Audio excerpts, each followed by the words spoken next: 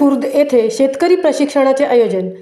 पोलादपूर तालुक्यातील तुर्भे खुर्द व बुद्रुक येथे कोरडवाहू क्षेत्र विकास कार्यक्रम सन 2023 ते 24 मध्ये राबविण्यात येणार असून या कार्यक्रमादरम्यान दोन्ही गावातील एकूण 33 लाभार्थ्यांचे अर्ज प्रस्तावित करण्यात आले आहेत। त्यापैकी 18 युनिट कुक्कुटपालन, 15 युनिट दुग्ध व्यवसाय व 1 पॅक हाऊस, 2 गांडूळ खत प्रकल्प व 1 मुरघास प्रकल्प मंजूर करण्यात आले आहेत। या प्रकल्पातील शेतकऱ्यांना मार्गदर्शन करण्यासाठी तालुका कृषी अधिकारी कार्यालयाकडून तुर्भे खुर्द येथील श्रीराम मंदिरामध्ये प्रशिक्षणाचे आयोजन करण्यात आले होते। यावेळी प्रशिक्षणार्थी लाभार्थ्यांनी उत्स्फूर्त प्रतिसाद दिला। या प्रशिक्षणासाठी सघन कुक्कुटपालन गट पेण येथील पशुधन विकास अधिकारी डॉक्टर स्मिता जिंतूरकर यांनी सविस्तर अभ्यासपूर्ण मार्गदर्शन करताना कुक्कुटपालनासाठी शेड निर्मितीपासून उत्पादन व त्याचे कीड व रोग व्यवस्थापन तसेच मार्केटिंग याविषयी माहिती दिली। या मार्गदर्शनादरम्यान कुक्कुटपालनासाठी असणाऱ्या योजना याची देखील सविस्तर माहिती देण्यात आली।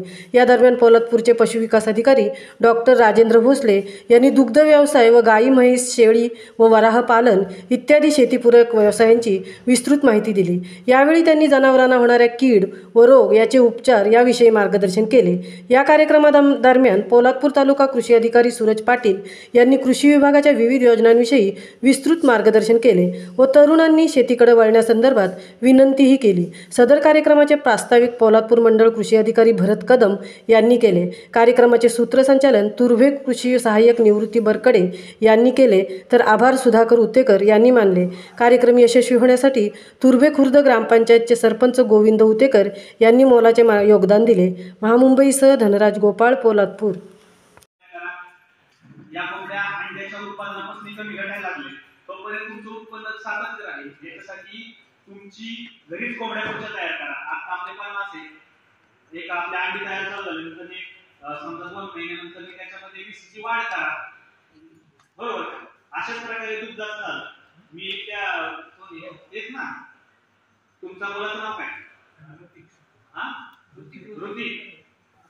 ऋतिक त्यांचा म्हशीच्या गोठ्यामध्ये भेटला।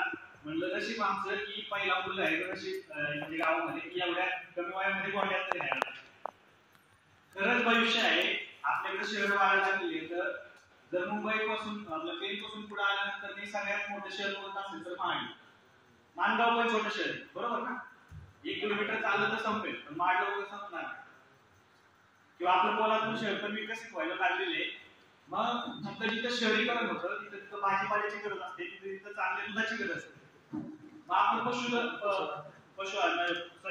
आपण गाई आणि म्हशी घेतल्या तर मग याच्यातलं दूध घेताय तुम्ही, आता इथं उकडे टाकता तुम्ही, पण याच्यामध्ये थोडी आधुनिकता आणायची गरज आहे। एक छोटीशी पॅकिंग मशीन भेटते, प्लास्टिकची ट्यूब भेटते, पॅकिंग करायचं। आता सोसायटी तयार झाली, मंगलपूरची सोसायटी तयार झाली, त्याच्यानंतर इथं सोसायटी तयार झाली आहे जिथं लोकांची चांगल्या दुधाची गरज आहे, पण ती बाजूला जाते का? नाही, सगळंच दूध येतं, बरोबर ना। कुठे सगळंच ना। मग त्याचं दूध किती दिवस टिकतं, किती दिवसानंतर खराब होतं त्याच्यावरती आपण म्हणजे कदाचित चांगलं पण दूध येत असेल, पण त्याच्यामध्ये आपल्या तालुक्यामध्ये उत्पादित झालेलं दूध आपल्या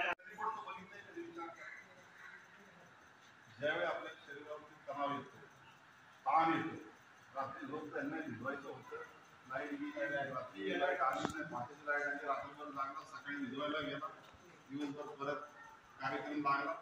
तिथं भजनी मंडळाचा कार्यक्रम होता, भजनी मंडळाच्या सोडून पाकवाजवाला बसतो मी आणि मी पाकवाजवाला बसतो। संध्याकाळी मला झोप मिळाली नाही।